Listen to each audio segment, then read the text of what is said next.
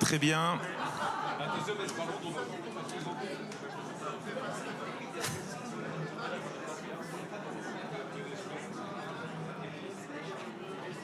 Bien, je vais demander à tout le monde, n'hésitez pas à entrer. Nous allons débuter notre atelier sur les innovations en matière de stockage des énergies. Je vais laisser une petite minute.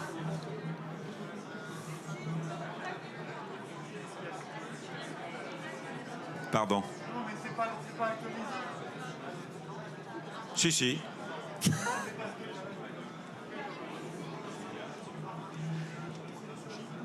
Bien. Bonjour à toutes et à tous. Je suis Philippe Sauveplane. Au sein de BPI France, je m'occupe des programmes accélérateurs. Et dans le cadre de mon métier, j'ai la chance d'accompagner des entreprises dans la transition énergétique. Donc, programme que nous avons co-construit avec notre partenaire l'ADEME. Et nous avons aujourd'hui une communauté de près de 47 entreprises. Et avec ce vivier très important, nous avons trouvé intéressant de pouvoir aborder lors de ce BIG, dans cette bulle verte, le sujet des innovations en matière de stockage des énergies. Donc, sans plus attendre, je vais passer la parole à Olivier Chazal de l'ADEME qui va vous expliquer un petit peu quelle a été notre démarche intellectuelle pour arriver à ce sujet. Je vous remercie. Bonjour à toutes et à tous. Merci beaucoup Philippe pour cette possibilité d'intervenir lors de la bulle verte. Comme vient de le dire Philippe, donc je suis Olivier Chazal, je travaille à l'ADEME au sein de la direction des entreprises et transition industrielle.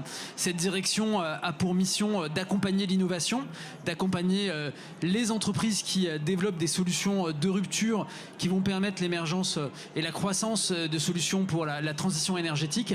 Et à ce titre, le stockage de l'énergie pour nous a paru être un sujet essentiel au sein des entreprises qui sont accélérées dans notre programme. Donc on a ces deux promotions du programme des accélérateurs sur la transition énergétique, puisque aujourd'hui on sait produire de l'électricité à partir de renouvelables. On a un énorme enjeu sur la chaleur renouvelable, puisque c'est un des gros sujets de la décarbonation. Et on a parmi nos accélérés deux entreprises qui apportent des solutions techniques et innovantes pour permettre de faire face à ces aspects. La première, ce qui va être présentée, c'est, peu importe dans l'ordre, mais ça sera soit Easily Battery sur le stockage. Alors, c'est François, mais ça sera Gaëtan, ça sera sur Ecotech Ceram.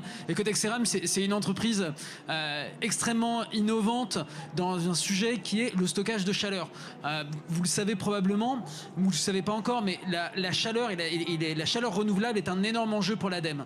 On dispose d'un fonds qui s'appelle le Fonds Chaleur, qui est amendé à plus de 400 millions d'euros par an, qui nous aide à supporter, à subventionner des opérations pour faire le switch entre les énergies fossiles et vers des solutions renouvelables de chaleur, donc à partir de biomasse, à partir de récupération de chaleur fatale, et justement c'est ce que Gaëtan va nous présenter, pour faire baisser le prix de la facture.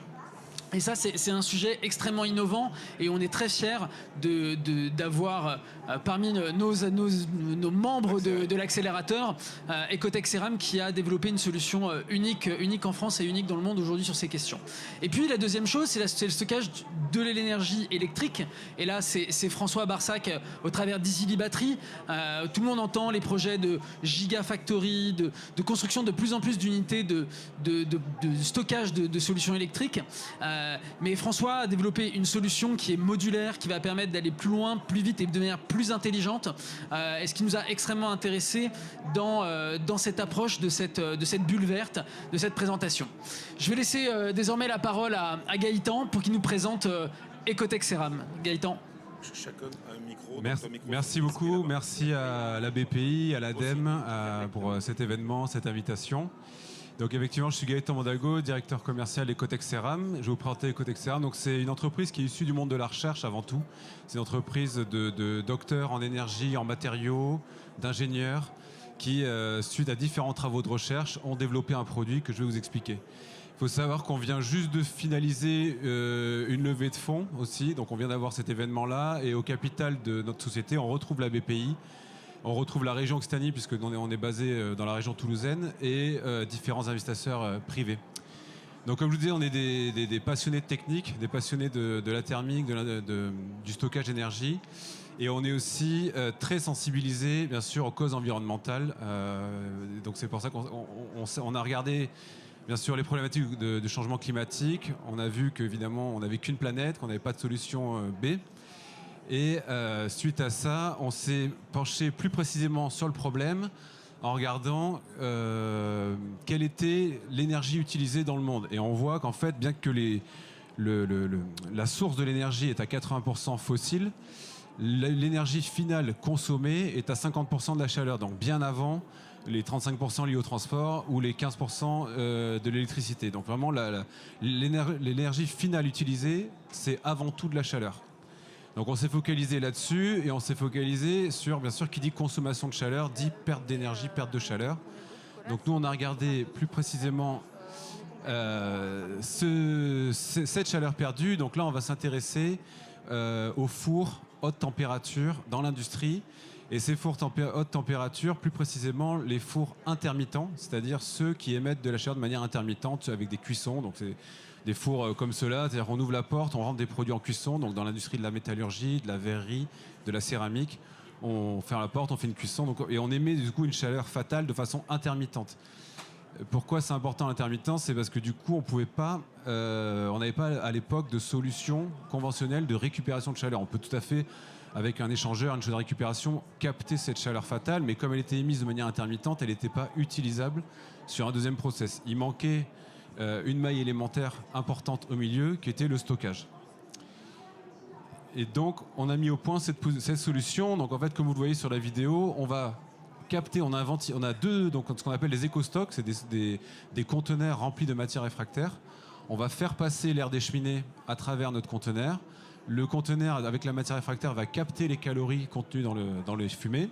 Ça va charger notre batterie, en fait, ce qu'on appelle l'éco-stock, ça va le charger en chaleur.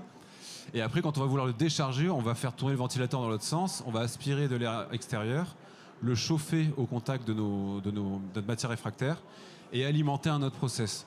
Donc là, il s'agit d'un projet qu'on a installé, qui tourne depuis 2 ans. Donc en fait, c'est un céramiste qui a des séchoirs, qu'il alimente avec des brûleurs gaz. Il en a 2. Et il a un four où il cuit. Donc il sèche ses produits, puis il les met en cuisson. Dans tous ses équipements, il a des brûleurs gaz, ou plutôt il avait, puisque maintenant, il a des brûleurs gaz uniquement dans le four. Et les séchoirs sont alimentés uniquement avec la chaleur qu'on lui renvoie. Donc pour lui, c'est un gain qui est triple.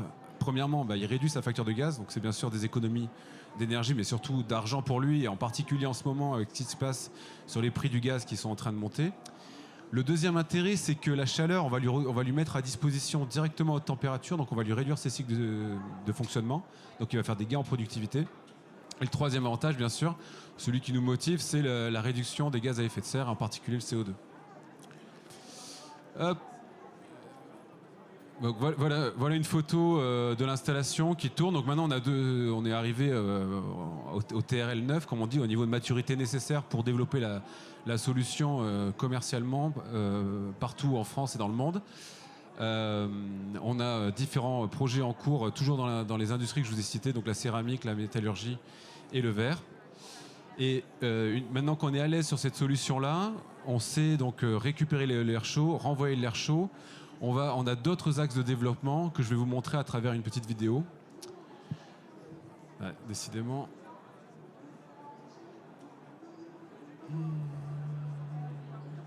Voilà. Donc en fait, la maille élémentaire, vous l'avez compris, c'est le stockage d'énergie à haute température. Donc ce stockage, comme je vous l'ai dit, on peut récupérer la chaleur d'une usine à partir des chaleurs de ce qu'on appelle la chaleur fatale, c'est-à-dire la chaleur qui est perdue par le process. Ça représente quand même entre 40 et 60% de l'énergie. Et après, avec ça, on peut produire de l'eau chaude, préchauffer l'air de combustion, produire de la vapeur. Ce conteneur, il est aussi mobile, donc on peut aussi aller envoyer cette chaleur à un autre site. Donc par exemple, quand on veut s'éviter le coût d'un réseau de chaleur conventionnel, on peut la mettre sur un camion et aller alimenter, donc à un hôpital, une piscine, ou sur le même site industriel. Parfois, on a le gisement de chaleur qui est éloigné du besoin de chaleur, donc on peut le faire aussi comme ça. Deuxième option, c'est le heat to power, donc c'est la chaleur vers l'électricité, donc au moyen d'une turbine ORC par exemple ou d'un moteur à air chaud, on va venir convertir la chaleur stockée en électricité. Troisième évolution, donc on a une solution brevetée de power to heat où on va électrifier la chaleur. Là, toujours pareil, c'est l'intérêt, c'est de récupérer l'électricité au moment où elle est produite, donc via le renouvelable ou alors quand elle est pas chère la nuit. Et on va la stocker sous forme de chaleur avant de l'utiliser dans l'usine. Donc on a beaucoup de projets dans ce style-là actuellement. Et enfin, quand vous mettez le heat to power et le power to heat ensemble, ça fait du power to power. Donc on va faire du stockage massif d'électricité sous forme de chaleur. Toujours pareil, en jouant avec les prix de l'énergie, en jouant avec les disponibilités de l'énergie, que ce soit d'un côté chaleur fatale ou électricité renouvelable. Enfin, autre option, on a une collaboration avec une société qui s'appelle Genvia pour produire de l'hydrogène, donc électrolyser l'hydrogène à haute température, donc on leur fournit la chaleur pour leur processus. Ensuite, projet de dessalement d'eau de mer, donc on fournit la chaleur pour dessaler l'eau de mer en traitement par distillation. Et enfin, dernière brique, c'est la génération de froid par absorption. Donc toujours pareil, on récupère la chaleur fatale, la source c'est toujours la chaleur perdue des usines, on stocke et on va alimenter un processus d'un groupe absorption qui va créer du froid. Et vous avez un récapitulatif de toutes les solutions.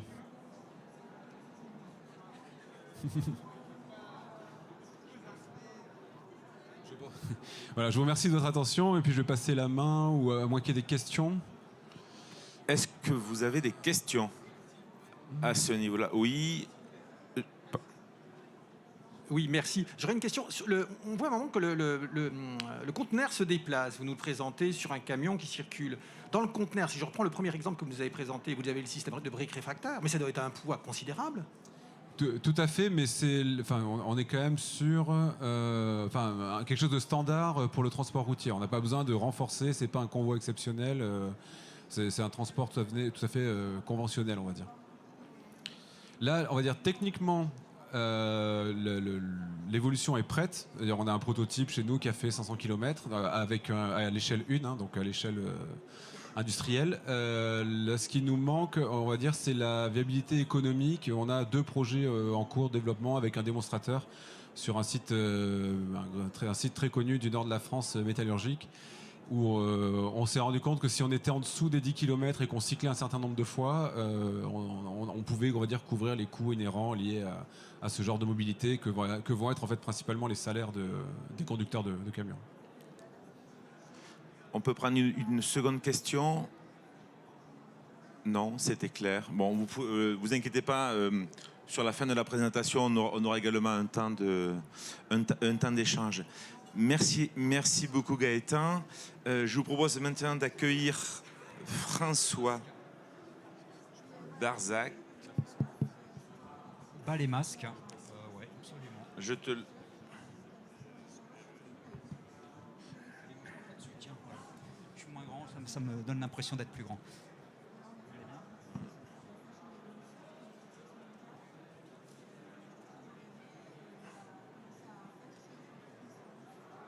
Ça arrive. Il arrive ? À toi François. Merci. Écoutez, bonsoir, merci d'être venu sous cette cloche. On l'appelle une bulle, mais il y fait bon, il y fait bon ce soir. Si certains doutaient du réchauffement climatique, on en a un petit avant-goût, là, tous ensemble. Bon, moi je vais vous parler de batterie, donc on pourrait en parler beaucoup, donc je ne vais pas tout vous dévoiler sur ce qui se passe dans le domaine des batteries. On a cité tout à l'heure les gigafactories, tout ce qui se passe dans l'automobile, etc. Bon, je dirais ça, on n'a pas le temps et Easily serait un peu dépassé par rapport à tous ces enjeux qui sont vraiment des enjeux globaux, des mondiaux. Moi, je vais recentrer le sujet sur ce qu'on fait, c'est-à-dire en fait de la conception, fabrication, service après-vente autour de, on va dire, de petites batteries pour 2 applications qui sont... Alors, attendez voir, je vais passer ça. La zapette, je ne sais pas trop comment elle marche. J'appuie simplement ? Oui. Et bien voilà. 2 applications qui sont 2 secteurs d'application, avec un 3e qui se trouve entre les 2. C'est la mobilité électrique, avec un focus assez important sur la mobilité électrique urbaine. Donc on voit de plus en plus je dirais pas, de véhicules, d'engins qui circulent dans nos rues, dedans il y a toujours une batterie aujourd'hui. Et on est susceptible d'être fournisseur de ces batteries. Deuxième marché, ce qu'on couvre, qui est en complément, c'est l'amélioration de l'autonomie énergétique de la maison. Alors on pourrait faire surfer sur la vague de l'augmentation des coûts de l'électricité, ce qui est une vérité quand même. C'est une vague, mais elle ne va pas redescendre. Je veux dire, c'est une vague qui monte. Également du gaz. Et donc le développement en fait, de l'autonomie énergétique de la maison par de l'énergie solaire photovoltaïque, et puis qu'on va stocker dans la journée. Donc on a une gamme en fait, de systèmes résidentiels qui vous permettent de faire ça, qui s'appelle Storelio, qu'on voit ici. Là. Donc on installe aujourd'hui chez les particuliers en France et en Italie. Et puis également à l'interface à l'interface de ces deux écosystèmes, la maison autonome en énergie et la mobilité électrique, on va trouver des véhicules électriques qu'on va éventuellement pouvoir charger avec de l'énergie solaire. Alors on va dire, dans une voiture électrique, il y a aussi une batterie, mais on pense aussi à la batterie qui se trouve dans la maison et qui va pouvoir venir charger ces véhicules. Une difficulté, c'est pour ça qu'on est sur ce marché de la borne de charge, c'est que les batteries de véhicules électriques sont de plus en plus grosses. On est 40, 50, 60 kWh. Quand vous regardez votre abonnement de compteur, il va falloir pas mal de temps pour recharger votre batterie de voiture. Et l'avantage d'une batterie, on va dire qu'on appelle stationnaire chez nous, c'est de fournir des pics de puissance qui vont pouvoir rapidement en fait, recharger votre véhicule sur une batterie qui va servir un petit peu de tampon d'énergie et qui va pouvoir, elle, se recharger lentement, soit à partir des panneaux, soit à partir du réseau électrique. Voilà, donc ça, ce sont nos métiers.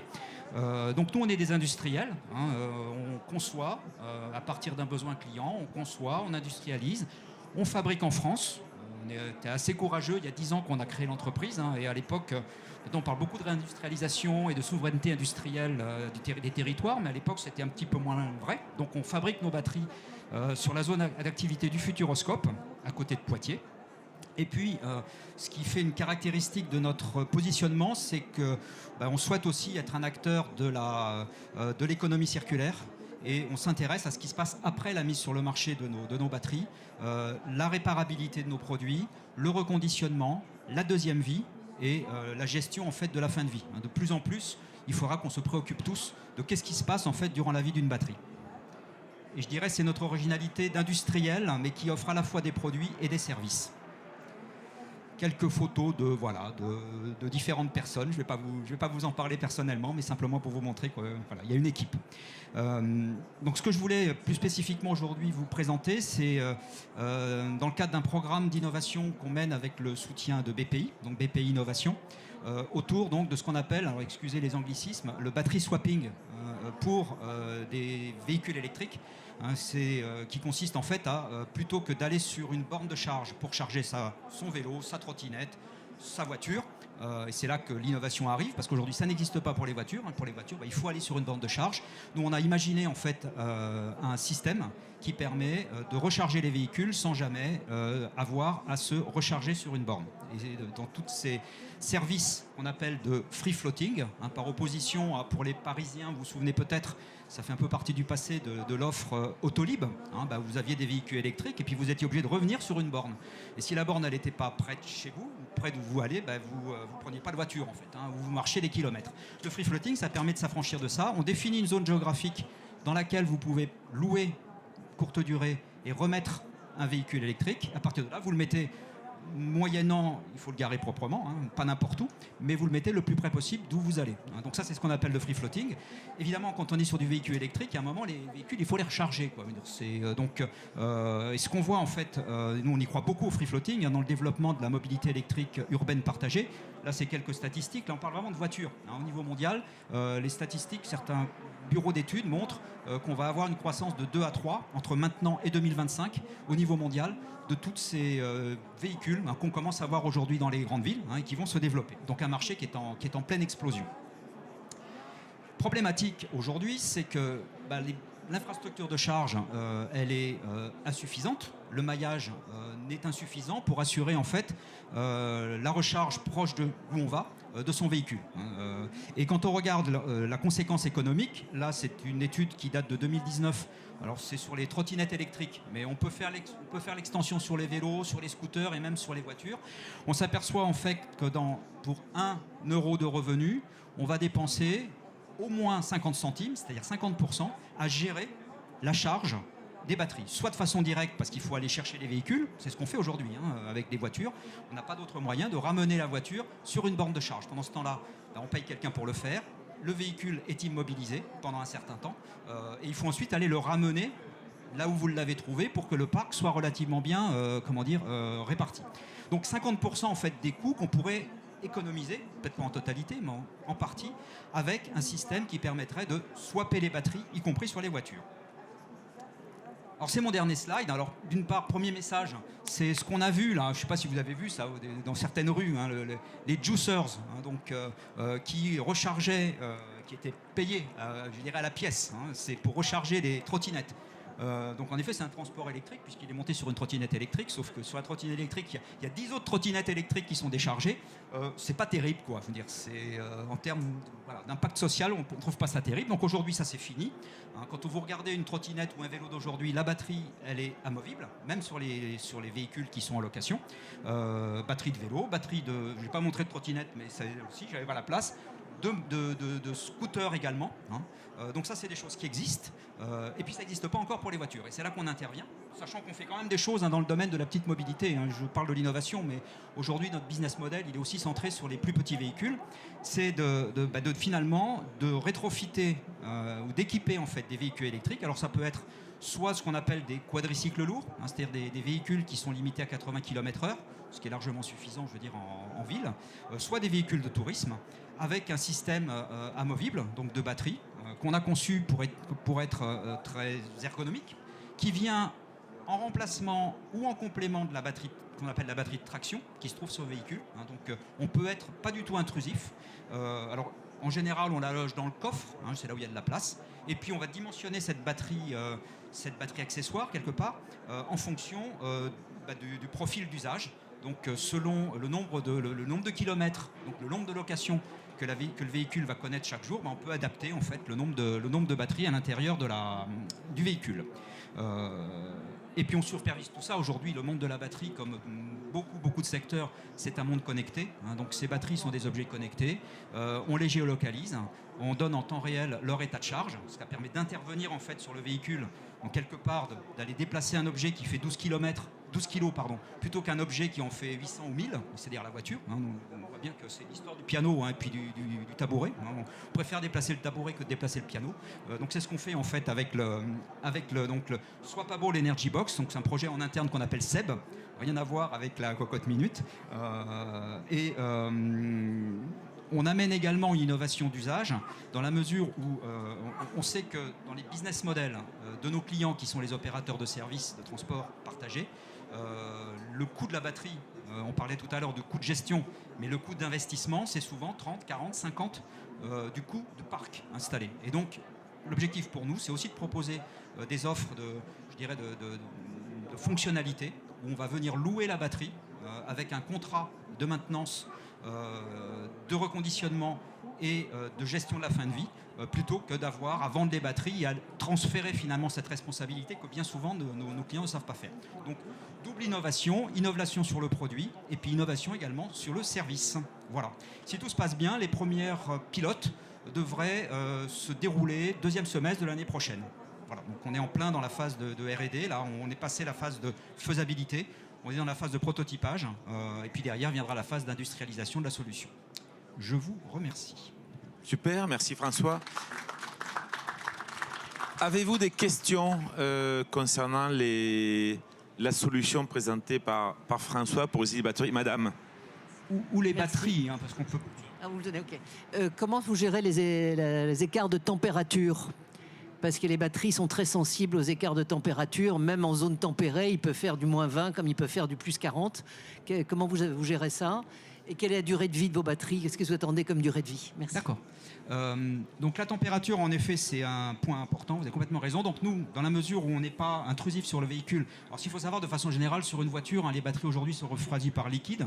C'est qui vient, on va chercher en fait sur la boucle froid en fait du circuit de climatisation. On vient chercher du froid. C'est comme ça qu'on va refroidir les batteries de traction. Les nôtres, elles ne sont pas équipées de ce type. Donc on va faire un refroidissement par ventilation. l'évaluation de température, elle est souvent liée, en fait, quand on regarde en fait, le profil de température d'une voiture, c'est souvent pendant la charge. Hein, c'est les charges rapides en fait, qui font chauffer les batteries. Donc nous, les charges, elles se font à l'extérieur du véhicule, hein, dans des centres en fait, de recharge de nos modules. Donc on le fait de façon calme et gérée. Et là, on est en environnement climatisé.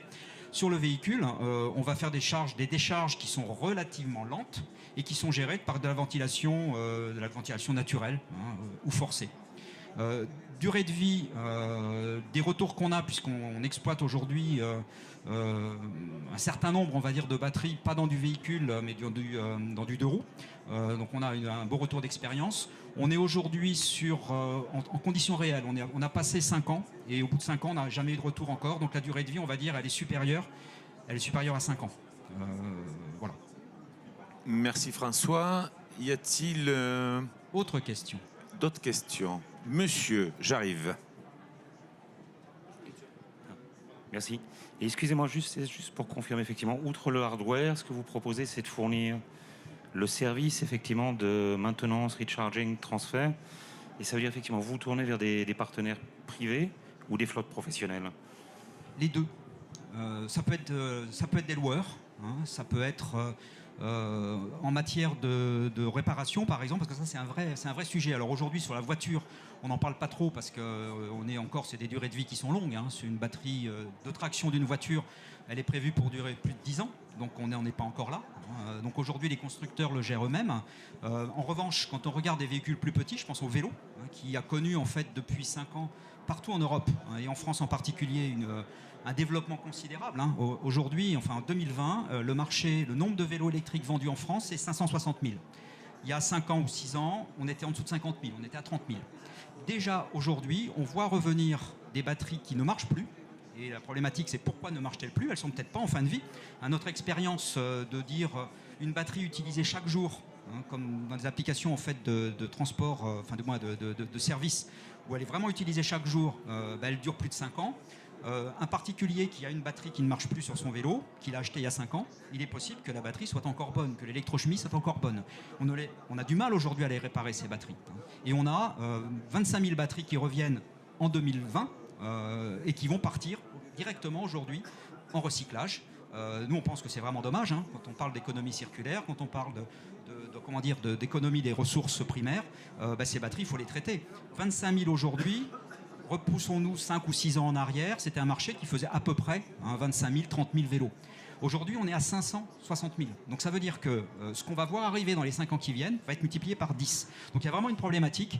Et ce qu'on souhaite faire, nous, que ce soit donc pour les loueurs, pour les revendeurs, pour les réseaux en fait, de vente de vélos électriques, hein, des boutiques, c'est d'assurer ce service de réparation, de remise en état quand on peut le faire. Et quand on ne peut pas le faire, évidemment, elles partiront au recyclage. Une nouvelle question, François. Oui, juste dans la continuité, le recyclage des batteries de vélo, je pensais que ce n'était pas encore d'actualité. Ah, si. si, tout à fait. Alors, recyclage et revalorisation. La difficulté qu'on a aujourd'hui, on va décider d'une difficulté économique, c'est de revaloriser les matières actives qui sont à l'intérieur des batteries pour en refaire de nouvelles batteries. Ça, c'est compliqué aujourd'hui économiquement. Donc, il y a des technologies qui existent. Hein, donc, ça existe. En revanche, elles ne sont pas industriellement en place. Alors, donc, ce qu'on fait... François, on me demande qui aujourd'hui? Qui recycle ou qui revalorise?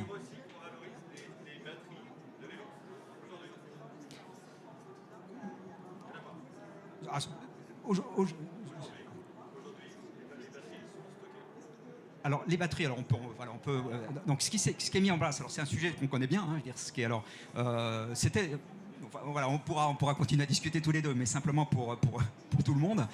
Ce qui s'est passé, c'est que donc les batteries de vélo, on va faire un peu de technique, au sens de la directive européenne, sont considérées comme des batteries industrielles. Donc elles ne sont pas prises en compte, en charge, par les réseaux de collecte de batteries portables, hein, celles que vous avez à l'entrée des grandes surfaces, à l'entrée de vos magasins. Donc, vous ne pouvez pas ramener une batterie de vélo, c'est une batterie industrielle. Ça va sans doute changer. La nouvelle directive batterie va changer, mais ce n'était pas le cas. Et donc du coup, jusqu'à un certain temps, alors je ne sais pas comment ça se passe si tout le monde le fait aujourd'hui, mais en effet, on stockait les batteries en arrière-boutique parce qu'on ne savait pas très bien quoi en faire.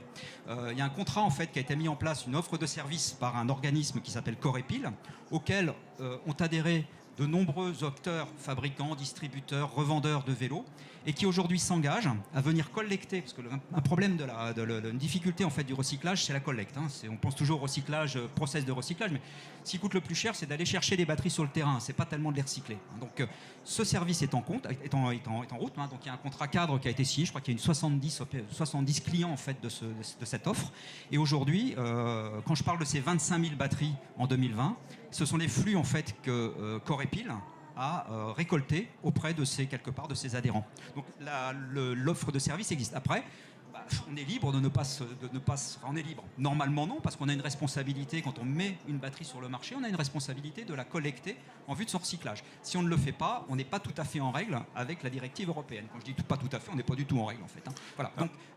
Donc le service existe. Il n'est peut-être pas encore bien connu, donc il faut qu'on communique davantage sur ce service. Je vous invite à échanger tout à l'heure. Pour les quelques secondes qui nous restent, Gaëtan avait un dernier petit point à... Oui, un dernier point que je n'ai pas précisé, mais il reste 10 secondes, c'est qu'on a aussi notre propre module financier, et en fait on peut soit vendre la solution, soit vendre la chaleur, et c'est ce qui intéresse beaucoup les industriels, et j'ai oublié de le préciser tout à l'heure. Donc voilà, merci. Ce qui a son importance. Merci. Merci à toi. Pile poil. Et ben voilà. Merci à toutes et à tous pour avoir participé. Merci à nos chers intervenants. Et petit message personnel. Donc, nous allons lancer la 3e promotion de l'accélérateur transition énergétique au mois de juin 2022. Juin 2022, 3e promotion de l'accélérateur transition énergétique. Merci à toutes et à tous et bonne fin de big.